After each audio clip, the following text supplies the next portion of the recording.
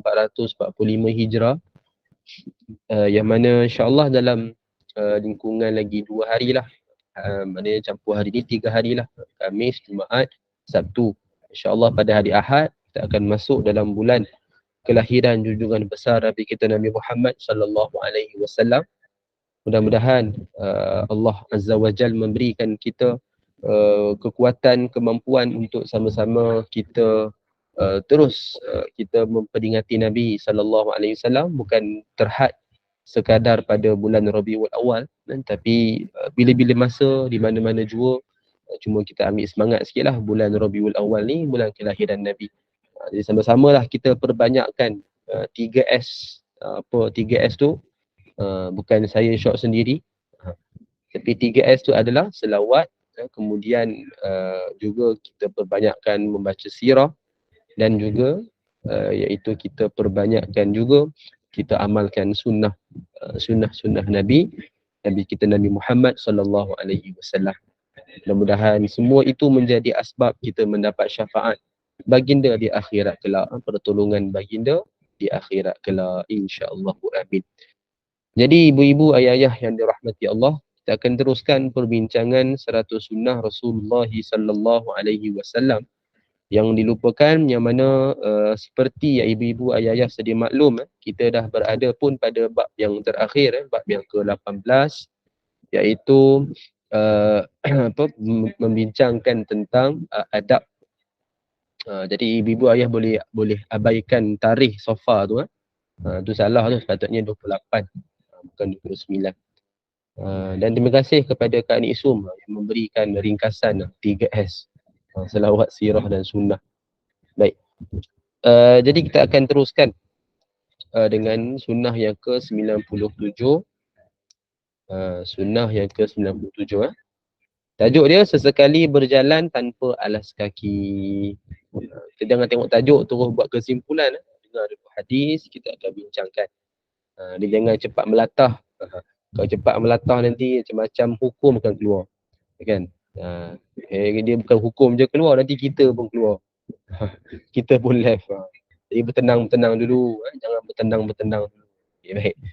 Qala al-muallifah rahimahullahu taala wa nafa'ana bi ulumiha fi darain insyaallah. Amin. Pada hadis daripada Abdullah bin Buraidah, yang mana beliau berkata, ada seorang sahabat Nabi sallallahu alaihi wasallam yang pergi menemui Fudalah bin Ubaid yang tinggal di Mesir. Setelah itu dia berkata kepada Fudalah, kedatanganku ini bukanlah dengan maksud berkunjung, akan tetapi aku mendengar sebuah hadis daripada Rasulullah. Aku berharap engkau memiliki ilmu mengenainya, jadi mengetahui hadis tersebut. Fudalah bertanya, hadis apa yang kau maksudkan? Sahabat itu pun berkata mengenai hadis tersebut. Kemudian sahabat itu bertanya, kenapa aku melihat rambutmu tidaklah tersisir rapi, padahal engkau adalah seorang penguasa? Fudalah menjawab, Rasulullah melarang kami daripada terlalu sering bersisir. Sahabat bertanya lagi, mengapa aku tidak melihatmu memakai selipar? Fudalah pun menjawab, Nabi memerintahkan kami supaya sesekali berjalan tanpa alas kaki. Ini hadis yang sahih riwayat Abu Daud 4160. Jadi ibu-ibu, ayah yang dirahmati Allah, ini satu tajuk yang sebenarnya menarik juga. Hadis pun yang agak menarik, yang mana kita lihat di sini interaksi yang berlaku antara dua orang. Seorang ni yang mana Fudalah bin Ubaid, dan seorang lagi adalah yang tidak disebutkan, yang cuma disebutkan sahabat Nabi. Yang menariknya, bila sahabat Nabi ni bertemu dengan Fudalah yang seorang penguasa, maknanya dia ada jawatan yang penting lah di Mesir tu, yang beliau menyebutkan beliau nampak dalam keadaan yang kurang sesuai sebagai seorang pemerintah yang mempunyai jawatan. Iaitu dua isu, satu rambut yang tidak tersisir rapi, yang tidak kemas. Satu lagi adalah berkenaan dengan selipar, maknanya tidak ada alas kaki. Jadi kita nampak di sini, kedua-dua keadaan ini yang kita sedia tahu, kita mesti kena jaga, kan, dari sudut menjaga kepribadian lah, kan, supaya bila orang nampak kita ni, nampaklah proper, kan. Contoh kita paling simple lah, kita pergi kerja, pergi ziarah rumah kawan, di rumah jiran sebelah pun buat kenduri simple pun, kita akan pergi dalam keadaan yang proper. Kan, yang maknanya sekurang-kurang dalam keadaan yang kemas. Bukanlah kata kena make up tebal-tebal pun. Itu dah masuk konsep tabarus kan. Kita menjaga kekemasan diri lah. Kan kita akan pastikan kalau lelaki mungkin bab rambut dia akan jaga, kemudian pakaian pun segak, digosok kan.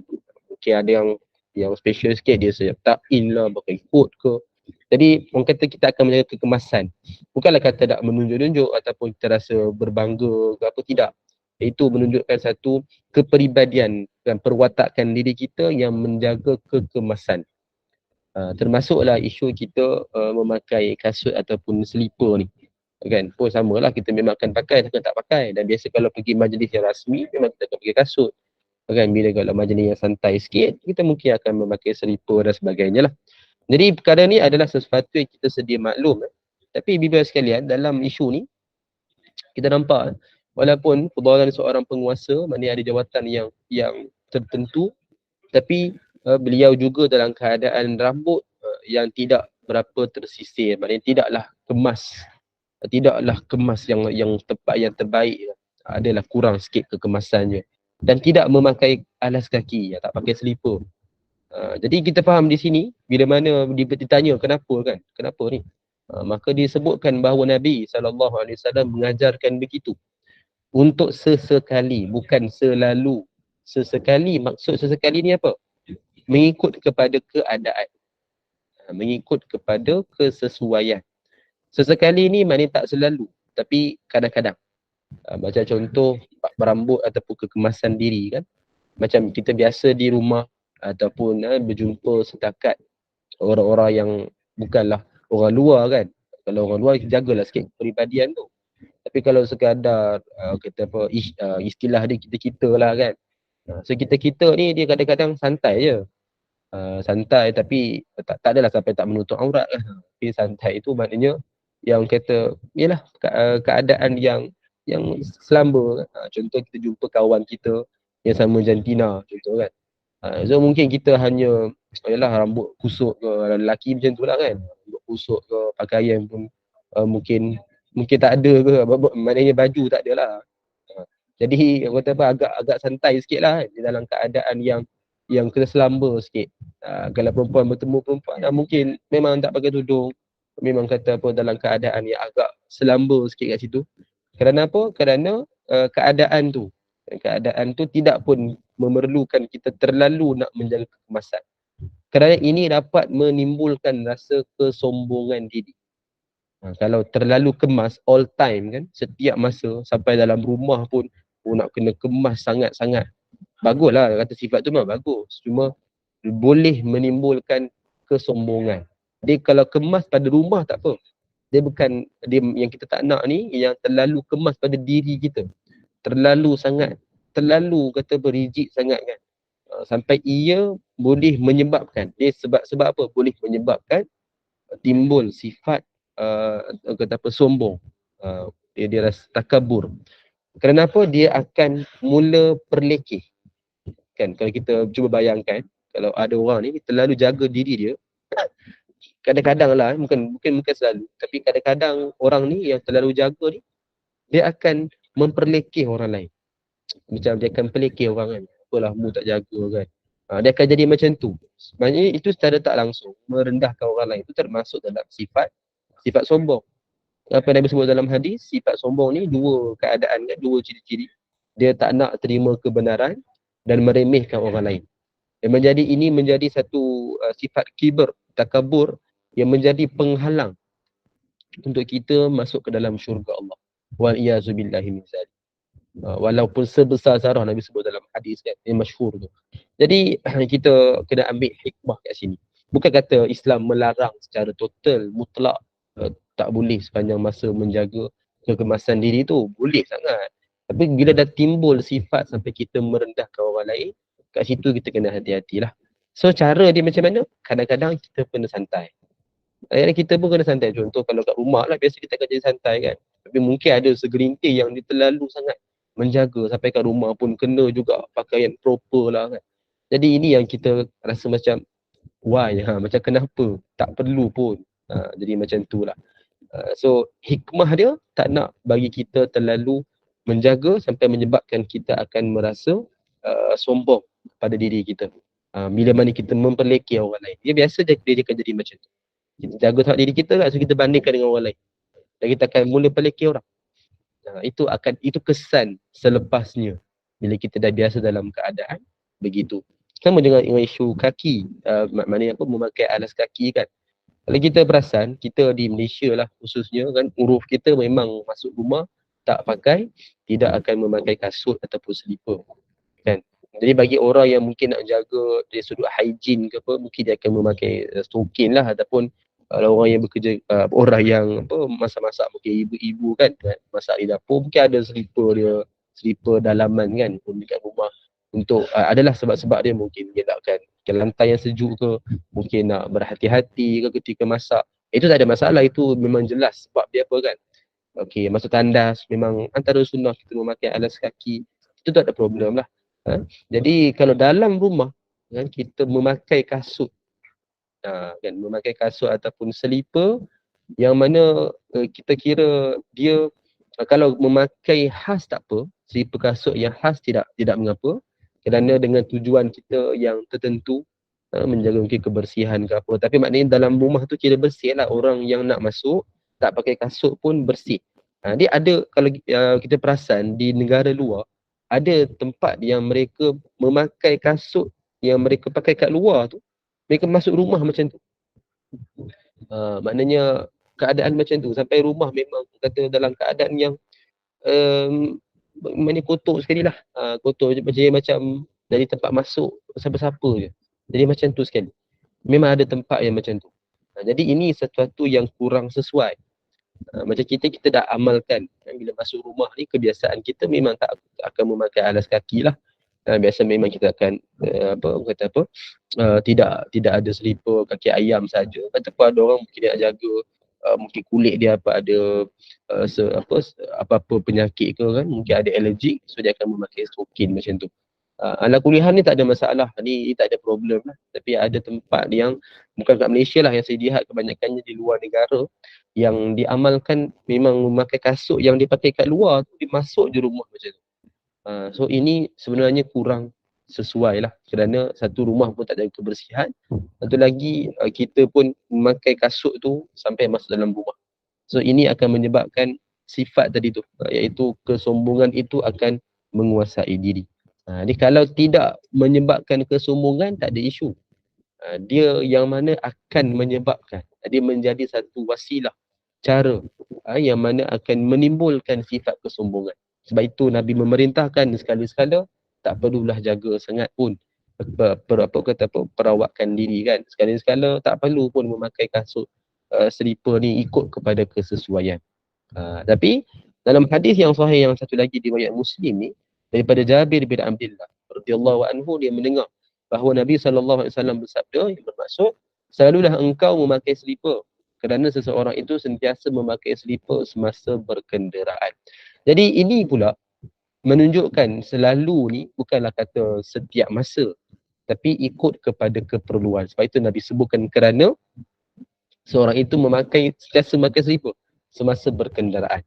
Semasa naik kenderaan, kita pun sedia tahu memang satu kepentingan kita memakai selipar ataupun lebih baik selamat kasut lah kan, untuk apa, kita menjaga keselamatan lah, terutamanya yang naik motor kan. Bila kot lah apa-apa nak berlaku, maka kaki tu dapatlah juga diselamatkan, insyaAllah kan. Ni kalau memang jenis yang pakai mungkin selipar tu is okay lagi lah kan. Jenis yang mungkin tapi kalau naik motor jarang lah kita tengok orang tak pakai kasut selipar ni.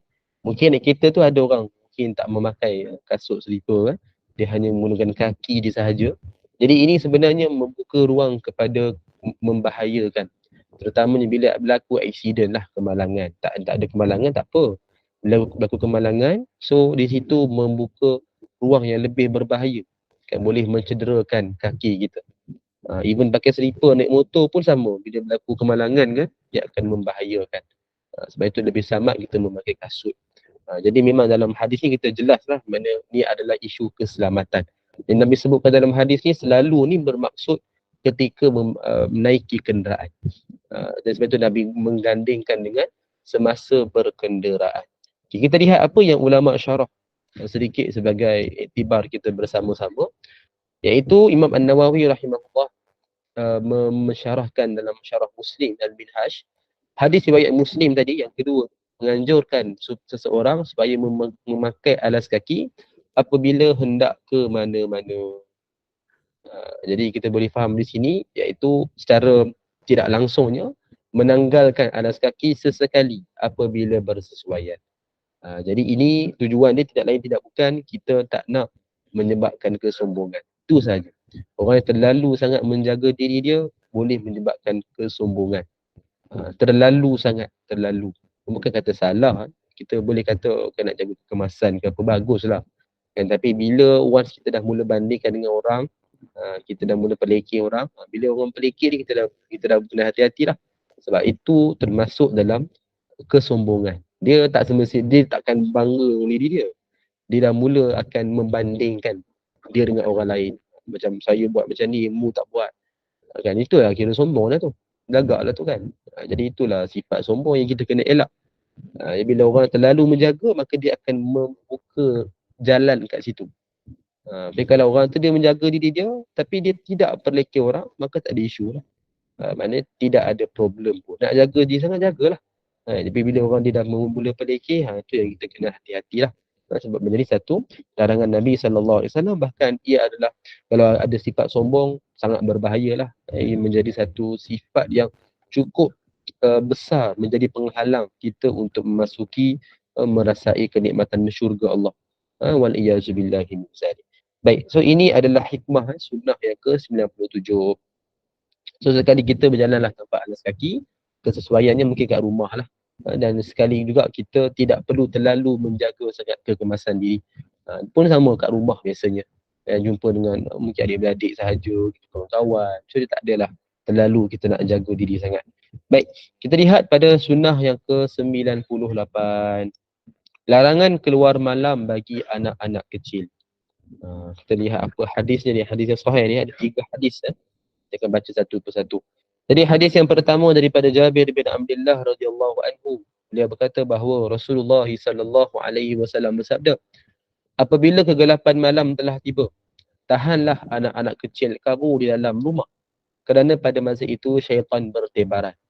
Apabila permulaan malam sudah tiba, yakni maghrib, lepaskanlah mereka, tutuplah pintu-pintu, yakni termasuk jendela kamu dengan terlebih dahulu menyebutkan nama Allah. Kerana syaitan tidak akan dapat membuka pintu yang terkunci dengan menyebut nama Allah. Kemudian ikatlah kendi-kendi air ataupun tempat tadahan air, kirab. Tempat air yang diperbuat daripada kulit dan hujungnya diikat dengan tali untuk menghalang kekotoran masuk sambil menyebut nama Allah. Tutuplah bekas-bekas kamu sambil menyebut nama Allah meskipun hanya ditutup dengan sesuatu ala kadarnya. Hadis yang sahih riwayat Al-Bukhari 5623. Jadi ibu ayah yang dirahmati Allah, kita biasa dengar kan orang-orang dulu lah kan disebutkan berkenaan dengan maghrib. Dan bila sampai dia maghrib, jangan keluar dah. Duduk rumah, betul tutup tingkap kan, tutup kalau dalam rumah tu ada barang-barang terbuka pun tutup.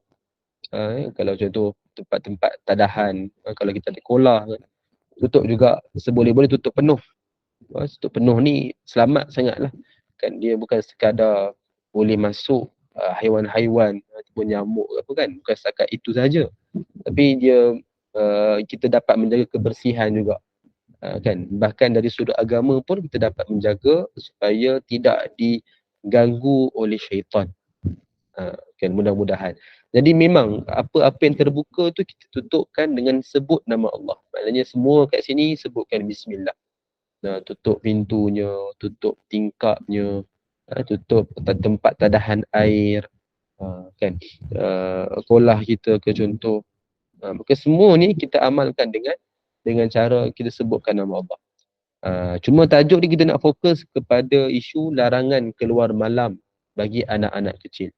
Jadi ibu ayah sekalian, sepatutnya bila dah waktu malam, malam ni mula bila? Malam ni adalah maghrib lah. Bila terbenamnya matahari, maka dia automatik jadi maghrib. Maka maghrib itulah permulaan kepada malam. Jadi bila dah waktu maghrib, sepatutnya kita pastikan semua anak berada di rumah. Bukan duduk luar lagi. Bukan masih melepak dengan kawan-kawan. Tak perlu. Kalau ada keperluan tu lain. Contoh nak keluar pergi tuition ke. Perkara kebaikan lah. Nak solat berjemaah ke tak ada masalah. Kan? Maknanya dalam perjalanan pun amalkanlah sunnah yang sepatutnya lah. Dalam perjalanan baca doa ke. Banyakkan zikir ke.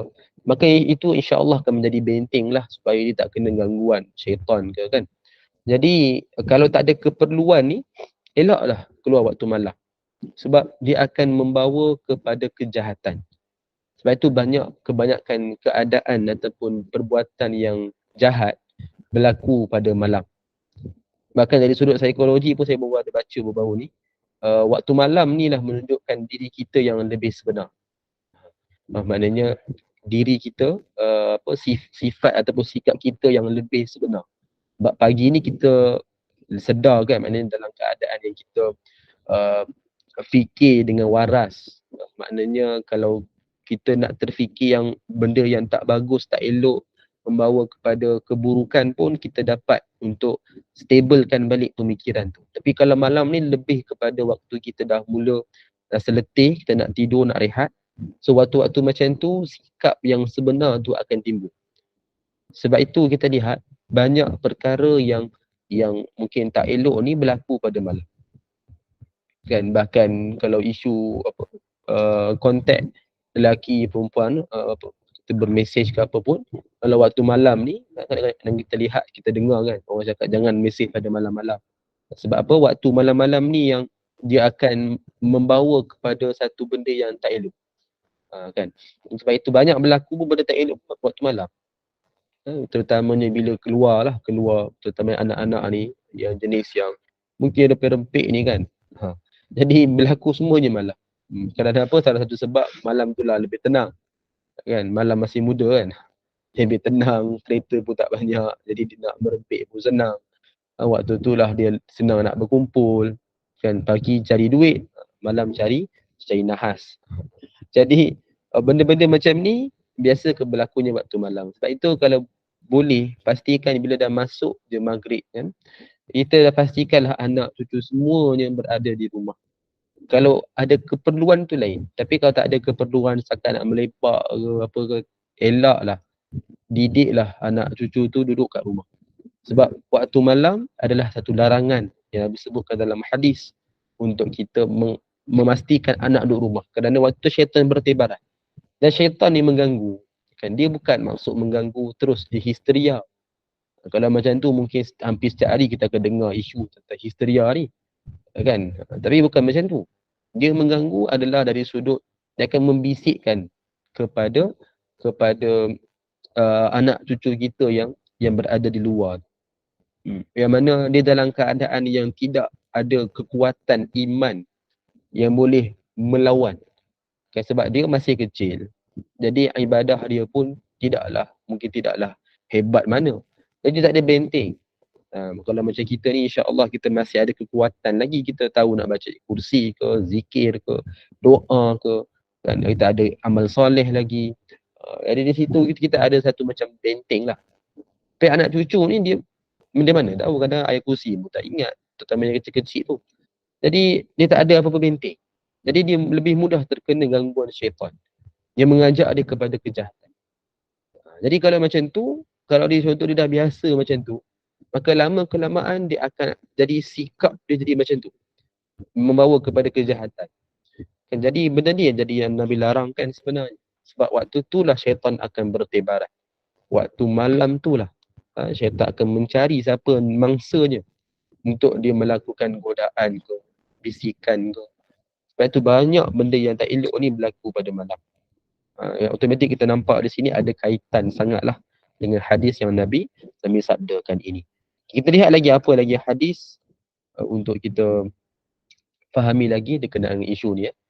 Hadis daripada Jabir juga, di mana Nabi SAW bersabda, bermaksud apabila salah seorang di antara kamu tidak mendapatkan sesuatu untuk menutup bekas Cukuplah dengan melintangkan sebatang kayu. Hadis yang sahih riwayat Muslim. Yang mana ibu bapa sekalian, ini adalah berkenaan tentang tempat tadahan air. Terutamanya macam kolah ke, yang kita tak ada penutup, tak tutup penuh. Sebaik-baik tutup penuh.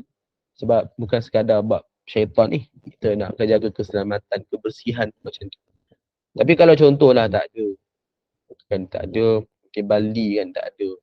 Jadi kita letakkan apa-apa barang di atas tu, melintangkan, letak barang di atas tu, pun sama sebutkanlah nama Allah.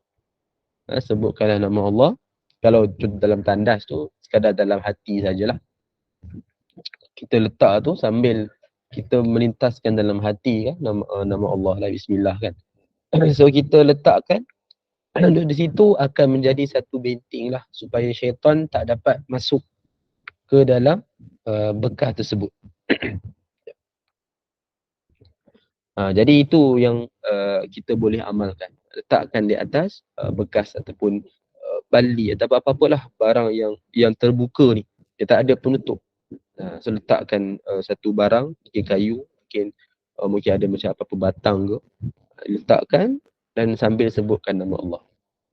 Jadi ini pun dapat mengelakkan daripada syaitan masuk dalam bekas. Dan sama juga bila syaitan masuk dalam bekas, maknanya contohlah kita ada kolak, betul kita tak tutup pintu, tak sebut nama Allah, betul syaitan masuk kan. Betul dia masuklah dalam air. Bukan maknanya bila kita mandi ke apa, dia terus sama juga isteri ke apa, tak ada. Dia akan melakukan tipu daya, gangguan. Yang mana kita mudah sangat terbawa kepada perkara-perkara yang melalaikan. Sebenarnya kadang-kadang kan kita rasa macam malas lah nak buat ibadah kan. Malas lah nak solat ni. Nantilah contoh kan. Semua itu sebenarnya ada kaitan, ada reaksi daripada godaan syaitan sebenarnya. Godaan syaitan. Sebab apa? Kita jadi semakin lalai, semakin leka. Jadi itu adalah rentetan, kesan daripada gangguan syaitan. Godaan syaitan, bisikan dia. Yang tak dengar pun bisikan dia direct, jangan solat ke apa, bukan macam tu. Dia akan meresap dalam diri kita. Dan akhirnya kita rasa, macam kita yang malas, kita yang nantilah kan. Padahal perkara itu secara tak langsung daripada perbuatan kita sendiri. Contoh dengan sekecil-kecil tak jaga kolah kan, tadahan air tu, tak tutup pintu, tak tutup tingkap waktu maghrib, tak sebut nama Allah. Itu akan menjadikan kita jadi malas, leka. Kan kita anggap alah tak ada apalah. Kita anggap macam tu kan. Akhirnya bila contoh waktu tu dah masuk maghrib, kita biar je pintu ataupun tingkap terbuka. Betul nak solat maghrib tu kita rasa tidak lambat sikit lah. Mungkin time tu kita rasa mengantuk lah, nak tidur lah. Ini secara tak langsung dia dah menunjukkan tanda-tanda terkenanya godaan syaitan. Tanda yang paling mudah iaitu bila kita rasa malas beribadah. Malas ni sama dengan gangguan syaitan sebenarnya. Godaan syaitan. Dia bukan hanya pada diri kita. Dia sebenarnya kita terjerat dengan perangkap dia. Yang mana itu yang sebenarnya menjadikan dia berjaya. Berjaya dah melalaikan kita, melekakan kita. Kan, malas. Jadi sebenarnya ibu sekalian, benda ni kita kena ambil berat. Sebab sekecil-kecil perkara ni memberikan sebesar-besar kesan dalam kehidupan kita, ke dalam amal ibadah kita, dalam berkenaan dengan pahala dosa kita. Kan? Sebab itu kita nak ambil berat. Dan benda-benda yang kecil-kecil remeh-temeh ni pun kita ambil berat supaya tak berlakulah lebih berbahaya. Baik, ini hadis yang kedua. Kita lihat dua hadis yang ketiga. Jadi saya akan tengok dalam ruangan chat tadi macam ada soalan kan. Ni hadis yang ketiga juga daripada Jabir bin Abdullah radhiyallahu anhu. Beliau berkata bahawa Rasulullah sallallahu alaihi wasallam bersabda, bermaksud tutuplah bekas-bekas kamu dan ikatlah kantung-kantung penyimpan air, kerana setiap tahun ada satu malam yang ada pada ketika itu diturunkan wabak penyakit. Wabak melalui bekas yang tidak tertutup ataupun kantung air yang tidak terikat akan jatuh ke dalamnya. Hadis yang sahih riwayat Muslim 2014. Jadi bibi sekalian, kalau kita dengar hadis ni kan, dia macam macam dekat-dekat dengan isu berkenaan Rabu terakhir bulan Safar kan. Di mana ada kononnya ada berlaku wabak lah, ada bencana. Jadi itu tak ada sumber. Kita memang jangan percayalah. Tak perlu percaya. Kalau percaya juga ke atau kita kata mungkin macam tu ke, mungkin tu bila-bila masa boleh berlaku kan. Tak perlu sebutlah Rabu terakhir kan. Kadang semalam lah. Saya kira tak ada apa-apa pun. Jadi ni kepercayaan karut tak ada sumber. Tapi yang ni ada hadis. Maka bila Nabi sebutkan, sebab Nabi tahu perkara gaib yang diberitahu, yang disampaikan melalui wahyu, melalui ilham, melalui mimpi. Jadi Nabi dapat tahu.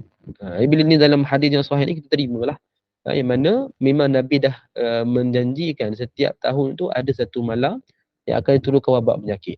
Dan wabak ni akan melalui bekas yang tidak tertutup ataupun kantung air, tempat penyimpan air yang tidak terikat, akan jatuh ke dalam. Jadi maknanya nak kata isu ni sebenarnya besar lah. Besar.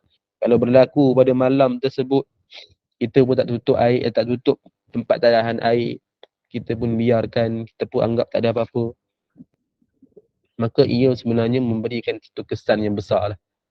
Jadi kita kena ambil ia sebagai satu perkara penting untuk kita pastikan lepas-lepas ni kita amalkan. Jadi kalau kat rumah lepas-lepas ni kalau jenis ada kolah tu, pastikan kalau ada penutup, tutuplah. Bila waktu malam ni tutup. Sebab kebiasaan tak ada dah keperluan pun nak pakai waktu malam. Biasa kolah ni untuk mandi kan. So mandi ni jarang lah kita mandi malam ni. Mungkin jarang sekali. Jadi tutuplah kan, tutup. Kemudian kalau ada baldi kan, kalau ada lah baldi-baldi tu, mungkin kita kalau tak pakai, terbalikkan, terlangkupkan. Jadi kita jangan bagi peluang apa pun. Maknanya syaitan untuk datang ke, untuk dia masuk ke, meresap ke. Jadi perkara itu akan menyebabkan kita terganggu iman. Menyebabkan kita rasa malas, leka, lalai, semua datang. Kan? Terutamanya maghrib, paling penting laranglah anak keluar. Kan? Pastikan diorang duduk kat rumah. Kecuali kalau ada keperluan tu lain. Itu pun banyak-banyakkan baca doa, banyakkan zikir ke, ayat kursi ke. Ikutlah apa yang rasa disesuai dibaca. Tapi kalau ada keperluan tu kita buatlah. Kalau ada keperluan, tak ada, maka tak perlu kita keluar. Kita sendiri pun sama. Kan ni waktu-waktu malam lah, baru kita nak pergi jogging lah. Kan sebenarnya kita rasa macam pelik lah. Sebab sepatutnya waktu malam ni waktu rehat. Waktu kita tidur. Bahkan dalam ayat Quran pun dan sebut dengan jelas kan, dijadikan malam ni untuk berehat sebagai apa? Sebagai selimut. Maknanya itu adalah satu fitrah sebenarnya untuk kita tidur, untuk kita rehat. Ni kita berikan alasan juga kan. Kata pagi, petang saya kerja. Bila saya nak main badminton, nak main bola, futsal. Lepas tu main malam. Lepas tu bila malam ni sebenarnya kita dah letih. Lepas tu kita duk paksa-paksa pula kan. Jadi kita duk main sebab kita nak ikut sangat dengan kita punya keinginan. Akhirnya buat sesuatu yang di luar kemampuan. Dan ia menyebabkan kita rasa letih, penat, sampai ada kes juga sampai orang mungkin sampai dia pengsan pun ada kes sampai orang meninggal pun ada kan. Sebab itu malam ni waktu kita rehat. Bukan waktu kita bersukan-sukan ke apa. Kita tak ada keperluan. Jadi elakkan. Kan? Kalau kata nak jogging ke apa pun, itu bukan waktu dia. Sepatutnya malam dia lebih berehat. Sebab itu kalau kita lihat di surau masjid ada kan ceramah ke kuliah ke, sepatutnya kat situ lah kita ada. Masa tu masa yang lebih kepada rohani. Kita perbetulkan niat kita, perbaiki diri kita, fokus pada bab agama. Kan, solat maghrib jemaah, lepas tu masa maghrib isyak tu isi dengan perkara rohani. Tak kira lah baca Quran ke, ikutlah. Nak dengar ceramah kuliah lagi bagus. Lepas tu dah sampai isyak, solat isyak.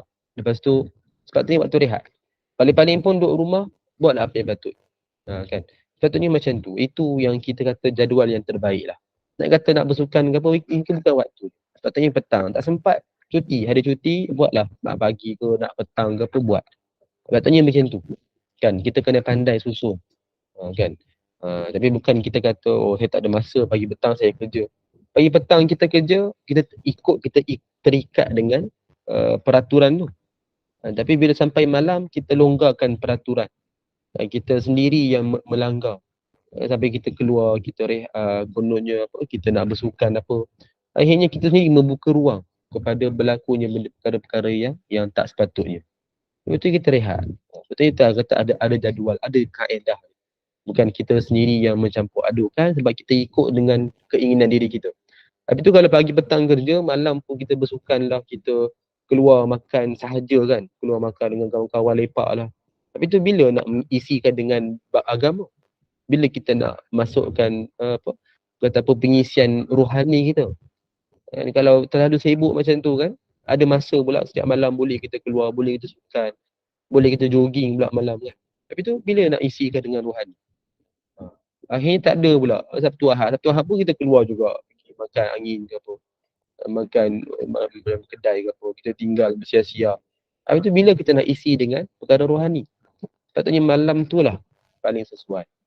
Waktu tu kita nak rehat. Waktu tu kita nak fokus lebih kepada rohani. Sepatutnya. Jadi itulah, kita ingatlah benda ni dan pastikan ibu bapa sekalian, paling penting adalah laranglah anak keluar. Maknanya maghrib tu pastikan duduk kat rumah. Pastikan sangat, sebab apa? Kita sangat risau bila mereka ni tak kuat iman. Jadi kalau keluar malam menyebabkan dia akan terbawa-bawa kepada perkara-perkara yang tak bagus. Baik, kita lihat sikit lagi, saya terus ringkaskan dulu ni dengan kesimpulan. Kita akan tengok soalan. Baik, Imam Al-Khattabi dalam Ma'alimus Sunan ada menyebutkan ringkasan, iaitu Nabi SAW memerintahkan himpunkan anak di dalam rumah. Yang ni waktu maghrib lah. Waktu maghrib kita himpunkan anak di rumah. Seperti mana saya sebutkan tadi lah, iaitu dah kena halang. Maksudnya jangan bagi keluar. Kecuali ada keperluan. Imam Ibn Qayyim dalam Zadul Ma'ad ada hurai juga, batang kayu menjadi jambatan yang menahan binatang daripada terjatuh ke dalam bekas. Ini dari sudut secara realiti. Bukan secara gaib. Realiti iaitu kenangan binatang lah. Kalau terbuka luas, jadi binatang ni boleh senang masuk. Kan? Jadi kita letakkan, paling kurang letakkan batang tu, maka kalau ada binatang, contoh apa, serangga ke apa, so bila nak lalu tu dia akan lalu jugalah di tengah-tengah kira kayu tersebut. Kan dia akan lalu di situ, maknanya kita dapat divert dia punya keinginan ataupun haiwan tu daripada termasuk ke dalam kolah tersebut. Yang terbaik tutup terus, itu paling terbaik. Imam An-Nawawi syarah juga perintah Nabi SAW berbentuk keselamatan daripada gangguan syaitan. Yang kita dah sebut tadi. Imam Ibn Hubairah dalam Al-Ifsah menyebutkan jin menggoda mukmin yang kuat dan lemah imannya. Ibu yang sekalian, kita pernah terfikir tak kan, kenapalah kan kalau dalam kalangan orang Islam, Muslim kita, sesama kita ni, dan kita bandingkan dengan orang bukan Islam kan, kenapa dalam Islam sama Muslim ni lebih banyak isu, problem, yang masalah yang lebih banyak berlaku berbanding dalam kalangan orang bukan Islam. Sebab kita kena ingat, kita ada musuh yang tak nampak. Musuh yang tak nampak, iaitu syaitan, iblis, jin kafir. Jadi mereka sentiasa mencari peluang untuk mengganggu kita. Apa juga bab ibadah ke, bab kekeluargaan ke, kan dia suka kita berpecah belah. Bab persahabatan ke, kan, kita bercerai, kan, maknanya rosaklah keluarga tu. Kan dia dah janji kan dengan Allah, dia nak merosakkan anak Adam. Jadi dia akan cari peluang yang mana terutamanya kepada Islam, orang Islam lah. Yang dia nak ajak, dia nak hancurkan ni orang Islam, supaya kita dapat ikut sama-sama dia masuk dalam neraka. Kita tertipu ke jadi geng dia dalam neraka. Sedangkan orang bukan Islam, kalau dia nak ganggu pun, apa je fungsi dia? Tetap kalau dia bukan Islam, tetap tempat dia dalam neraka. Sebab itu maknanya kita kena bezakan kan, kenapa orang Islam lebih banyak cabaran. Betul kan, kadang berlaku banyak isu kan tentang kekeluargaan, contoh bergaduh suami isteri ke, mungkin anak-anak yang tidak dengar cakap, bergaduh juga ke, sampai berlaku sumbang mahram ke. Jadi sebab apa jadi isu-isu macam ni? Sebab satu, memang tak kuat iman, tak kuat agama dia, dan sebab tak kuat agama dia menyebabkan dia mudah tergoda dengan syaitan. Sebab itu lebih mencabarlah kan kehidupan dia lebih mencabar berbanding dengan orang bukan Islam. Mana orang bukan Islam ni dia memang tak ada pun agama Islam, dia tak belajar pun tentang agama. Dan cabaran bagi dia lebih mudah sebenarnya. Sebab gangguan tu dia lebih rendah berbanding kita, kerana kita memang telah dijanji oleh syaitan dia akan ganggu, akan merosakkan supaya menjadi sekawan dengan dia ke dalam neraka. Itu kita kena ingat benda ni. Yang kita samakan, kalau kita orang Islam macam ni, orang bukan Islam tengok macam mana. Yang kita duk bezakan. Sebab kita kena ingat lain-lain kedudukan. Kita lebih banyak cabaran. Sebab kita adalah orang Islam. Nak masuk syurga bukan mudah. Kan? Jadi orang bukan Islam ni, dia lebih rendah cabaran dia. Sebab dia memang bukan Islam. Jadi kalau dia mati, meninggal sekalipun, kalau dalam keadaan begitu juga, waliyazubillahi min zalik, dalam keadaan kafir, maka tempat dia dalam neraka, khalidina fiha abada. So kita kena ingat beza. Jadi syaitan ke iblis ke jin kafir ke akan menggoda orang Islam, orang mukmin, tak kira, semua dia akan ambil kesempatan. Yang kuat iman ke, yang lemah iman ke. Lemah iman ni maknanya bila kurang amal soleh, bila kurang ilmu, jadi kuranglah iman dia, lemahlah iman. Itu penting ilmu agama. Jangan kita anggap kalau kita hantar anak cucu kita sekadar sekolah rendah, belajar kafar, belajar level sekolah rendah tu dah cukup. Tidak langsung, tidak sama sekali. Tak cukup, bahkan kalau belajar sekolah menengah sahaja pun tidak mencukupi, sebab dia adalah proses yang berterusan. Jadilah dia apa pun, peguam ke, doktor ke, engineer ke, arkitek ke, apalah dia ambil bidang, polis ke, bomba, dia kena seiringkan dengan agama. Sebab ini penting. Dia adalah pegangan kehidupan. Dia bukan agama ni sekadar satu subjek, satu pelajaran dia nak skor tinggi-tinggi, dapat keputusan terbaik, nak sambung belajar ke, bukan. Dia adalah satu pegangan kehidupan. Jadi sebenarnya kepentingan dia kepada seluruh orang Islam. Kena belajar tu kena berterusan. Jadi kita kena terapkan benda ni dalam jiwa anak-anak kita. Jangan dia kata dia bagi alasan, saya tak minat agama. Bukan, dia bukan minat tak minat. Dia mesti kena minat. Dia mesti kena belajar. Itu adalah pegangan agama dia. Bukan dia satu pilihan, dia satu kewajipan. Minat tu mungkin dia minat lain lah, lebih tu kan. Tapi bukan makna dia kena tinggalkan tu agama. Dia belajar ala kadar je kan. Itu pegangan kehidupan. Dia kena faham, dia kena tahu. Supaya dia tak tertipu dengan godaan syaitan, tak tertipu dengan kenikmatan dunia. Sangat berbahaya tu kan. Jadi kita kena ambil berat benda ni lah. Jadi nampak macam isu ni remeh, tapi sebenarnya membawa kepada isu cukup besar sebenarnya. Okey, baik, kita dah kesimpulan sebelum kita tengok pada soalan. Bagi kesimpulannya apa? Pertama, melarang anak-anak keluar rumah bermula matahari terbenam waktu maghrib. Kedua, menutup pintu termasuk dengan tingkap sambil membaca bismillah lah, basmalah tu. Yang ketiga, mengikat qirbah ataupun kantung air sambil membaca basmalah. Yang keempat, menutup bekas makanan atau apa-apa bekas sambil membaca basmalah. Sekurang-kurang dengan sebatang kayu. So ini adalah kesimpulan daripada hadis-hadis yang telah kita dengarkan tadi. Jadi kita lihat balik soalan daripada awal. Okey, Bunda Nur Adida. Assalamualaikum. Macam mana dengan kain baju kita yang dibiar terjemur di luar rumah, yang di bawah bumbung? Sebaik-baik kita elakkan waktu malam lah. Sebaik-baiknya macam tu. Sebab kita dah sebutkan tadi, waktu malam ni waktu syaitan bertibaran. Dia ada banyak kelebihan yang dia boleh meresap dalam apa jua keadaan. Dalam bentuk angin pun boleh, dalam bentuk air pun boleh. Itu kata-kata kita nak fikirkan, nak membayangkan tak boleh. Benda ni benda ghaib. Tapi kita yakin dan percaya pada kalam Nabi SAW. Nabi diberikan wahyu. Maka Nabi tahu, lebih mengetahui daripada kita. Jadi tak mustahil dia boleh meresap juga dalam pakaian kita, boleh menyebabkan kita jadi malas ke, apa-apa juga lah. Sebab itu dalam setiap every action kita sebut bismillah. Supaya kat situ menjadi satu benteng, dia tak dapat ganggu kita. Jadi jawapan kepada soalan bodoh ni, maka sebaik-baik elakkan waktu malam. Yang terbaik jemur pada waktu matahari terpacak. Contoh sekarang ni kan, terpacak kat atas. Waktu ni lah paling terbaik, yang mana lebih cepat kering. Kan lebih kata apa, lebih berkesan. Kan kekeringan tu lebih berkesan. So waktu malam sebaik-baik elakkan itu yang terbaik lah. Kalau terpaksa pun amalkanlah dengan baca bismillah banyak-banyak. Kalau terpaksa. Sebaik kita elakkan. Benda-benda ni kita totally kena elak. Benda-benda yang keluar daripada rumah ni termasuk pakaian pun kita elakkan. Okey, kat Nisum maknanya tempayan ataupun drum untuk sambut air hujan di luar rumah untuk siram tanam-tanaman kena tutup juga ke.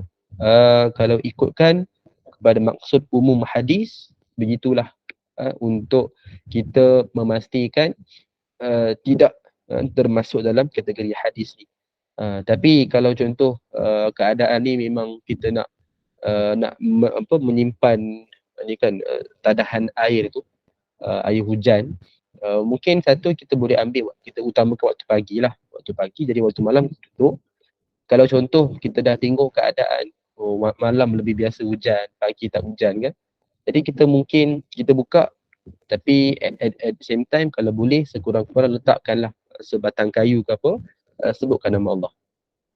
Ataupun kita tutup juga tapi berikan ruang sedikit untuk masuk air. Tapi kalau ruang sikit pun dia lambat nak kumpulkan air kan. Jadi mungkin sekurang-kurang letakkan sebatang kayu. Kalau boleh elak juga, namanya jawapan ni, kalau boleh elak juga, sebab dia termasuk dalam kategori hadis tadi. Jadi kalau terpaksa, contoh pagi memang tak hujan, namanya petang pun tak ada, betul malam je biasa hujan, jadi kita tak ada waktu malam dan kita hanya paling kurang letakkan sebatang kayu atau apa-apa, letak di melintang ke atas. Kita pastikan sebut nama Allah, kita harapkan di situ tidaklah berlaku apa-apa gangguan syaitan. Bagi kita ingat dia gangguan seremeh-remeh perkara akan menyebabkan sebesar-besar masalah. Okey, kalau bekas berisi di luar rumah, ya betul. Sudah sebutkan tadi, itu tutup juga. Okey, Mona Marhan ni lepas isyak boleh keluarkan Ustaz. Dia macam ni, dia bermula pada maghrib, maknanya sepanjang malam sampailah subuh. Dia macam ni, kita seboleh-boleh elakkan. Tapi kalau kata nak keluar juga tu, yalah biasa juga kita keluar waktu malam kan. Yalah orang kata nak makan-makan ke apa kan. Jadi jangan kita kerapkan lah. Jangan jadikan satu habit. Kalau ada keperluan sangat kita nak keluar tu, it's okay keluar. Tapi jangan jadikan satu kebiasaan. Sebab itu saya sebut tadi, kalau ada keperluan, keluarlah. Macam memang kita nak keluar solat berjemaah, tak ada masalah, memang kebaikan, amalkan apa-apa amalan yang baik kan. Kita memang keluar kita nak mungkin belajar, mungkin hantar anak kan, nak tuition ke apa, tak ada masalah. Kalau keluar contoh nak makan-makan ke apa kan, jangan jadikan satu kebiasaan lah. Walaupun malam ni lebih short sikit. Sebab itulah kata-kata malam ni memang keadaan dia macam tu, lebih kepada kita suka pada perkara-perkara macam tu. Yang mana kita lihat di situ daripada sudut Islam rupanya ada satu larangan yang kita kena elak. Maksudnya jangan jadikan habit lah, jangan jadikan kebiasaan. Tetap kat rumah yang selamat. Jadi sekali-sekala tu tak apalah, keluarlah, amalkanlah yang sepatutnya, baca bismillah banyak-banyak. Sebab kalau kita lihat, kita dengar biasa anak-anak kecil tu yang baru lahir terutamanya, yang mungkin bawah 6 bulan, biasa dia akan menangis ke waktu-waktu malam kan. Biasa malam. Kita pun tahu waktu malam jangan bagi dia duduk keluar ke apa kan. Sebab memang inilah antara sebab dia, iaitu mudah terkena gangguan syaitan. Jadi sebab itu kita hati-hatilah. Boleh kita elakkan. Okey, Mona Malahani juga, kalau mengadakan majlis-majlis di malam hari, bukan kata salah, bukan kata tak baik, kalau boleh elakkanlah. Sebab dia termasuk dalam kategori hadis tadi. So sebenarnya contohlah kata kenduri kahwin kan, biasa orang buat pagi lah. So kadang orang pilih malam. Okay, pilih malam, sebab apa pilih malam? Adakah kerana jemputan guest kita semua prefer malam? Kalau prefer malam, tak apalah, kita terpaksa lah sebab kita nak jemput tetamu pula prefer malam kan. Contohlah kan. So kita lihat, tak apalah kena terpaksa pilih malam. It's okay lah. Sebab adanya kepentingan, adanya keperluan. Tapi kalau kita tanya sebab pilih malam saja, buat suka-suka, ini yang sebenarnya kita sendiri menggalakkan orang keluar waktu malam. Padahal tak ada keperluan dan kita dah tahu hadis tadi melarang kita. Jadi kita masih nak buat dengan alasan, alah buat je lah, tak ada apalah. Padahal kita dah tahu hadis tadi melarang. Makruh lah, makruh. Jadi kita masih lagi nak buat, alasan kita tak ada munasabah, sebab munasabah pun tak ada. Alasan kita pun tak ada apa, buat je lah, makruh je. Jadi sebenarnya kita sendiri yang membuka ruang kepada kebinasaan, kejahatan, keburukan yang kita sendiri yang mengundang. Sebenarnya sebaik-baik elaklah. Elakkan, sungguh-sungguh kita elak. Bukanlah kata haram, tak, bukan kata haram, bukan kata tak baik ke salah, tak. Dia perkara tu membawa kepada makruh. Nabi dah melarang kita keluar. Jadi kita ambil beratlah benda tu. Baik, insya-Allah. Kolah mandi betul memang. Okey, tutup. Okey, takut beli air minuman makanan. Kalau tertutup, tak gerai-gerai yang dah mula buka waktu maghrib. Kan. Selalu kita fikir kan, biasa pasal malam kan. Jadi sebab itu kadang kita ambil mudah. Jadi itulah kata bila kita dah belajar, kita tahu perkara tu mana baik, mana buruk, kita kena lebih ambil berat lah. Ambil berat. Sebab apa? Bukan apa, kita ingat syaitan dia boleh berubah pelbagai keadaan. Sifat dia macam-macam. Jadi sebab itu kita kena ingat. Takutlah kan kita selamba sangat beli makan minuman terbuka ni. Lepas tu menyebabkan kita sendiri mendapat masalah daripada situ. Jadi kita hati-hatilah. Baik. Dan terakhir sekali lah Kak Badriah, waktu senja di tepi pantai. Sama lah kita keluar. Dua kali luar juga. Jadi sebaik-baik elak. Jangan jadikan satu habit. Sebab biasa orang jadikan habit kan. Keluar selalu keluar. Jadi sebenarnya tak ada keperluan. Tak ada keperluan. Nak pentingkan pagi tu lah kan. Pagi. Walaupun memang malam tu lagi syok lah. Lagi sejuk semua kan. Tapi sekali-sekala tu dah lah. Jangan jadi biasa. Bila dibiasakan membuka kepada jalan keburukan. So kita elakkan sungguh-sungguh. Kalau sekali-sekala tu tak apalah juga. Dari sudut kita sendiri nak dapatkan kelainan rasa. Waktu malam lebih sejuk, lebih santai, lebih seronok. Tapi kita berhati-hati juga. Amalkan banyak-banyak doa ke zikir ke. Dan jangan jadikan habit. Itu je. Sebab memang banyak benda yang kalau salah-salah jadikan habit, sangat bahaya. Jadikan satu amalan biasa, jadikan normal kan. Selama-lama akan membawa kepada perkara yang lebih buruk sebenarnya. So kita elakkan. Baik, itulah insya-Allah untuk pagi ni. Mudah-mudahan kita dapat sesuatu. Kita akan sambung lagi sikit pada minggu depan insya-Allah. Kita akan habiskan 99 dan 100 dan penutupnya. Kita khatamkan pada minggu depan insya-Allah. Baik, itulah untuk pagi ni. Mudah-mudahan kita dapat sesuatu. Wallahu taala alam wa ilmuhu wa atam. A'udzubillahi samiil alim minasyaitonir rajim. Bismillahirrahmanirrahim. Alhamdulillahirabbil alamin wassalatu wassalamu ala asyrafil anbiya'i wal mursalin. سيدنا محمد وعلى آله وصحبه أجمعين. اللهم إنا نستودعك ما علمتنا فردده إلينا عند حاجاتنا إليه ولا تنسيناه يا الله يا رب العالمين. ربنا آتنا في الدنيا حسنة وفي الآخرة حسنة وقنا عذاب النار. وصلى الله على سيدنا محمد النبي الأمي وعلى آله وصحبه وبارك وسلم. الحمد لله رب العالمين. آمين.